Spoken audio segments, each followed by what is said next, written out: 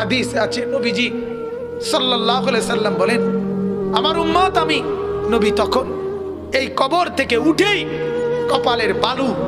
কপালের বালু মুছতে মুছতে আল্লাহর নবী বলবেন, জিবরাইল আমার উম্মত কোথায়? আমাকে নেওয়ার জন্য আসে নাই নাকি তারা জাহান্নামে চলে গেছে?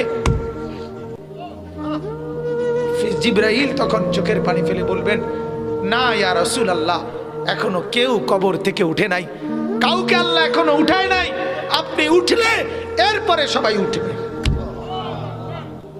উঠেই নবী বলছে, হায় আমার উম্মত কই? আমার উম্মত আমারে নিতে আসলো না।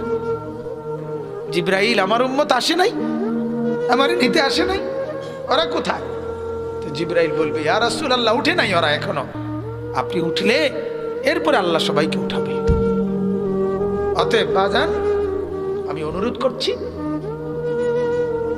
জীবন বদলান, জীবন সুন্দর করেন, চেহারা সুন্দর করেন, আখলাক সুন্দর করেন, প্রত্যেকেই ফিকির করেন।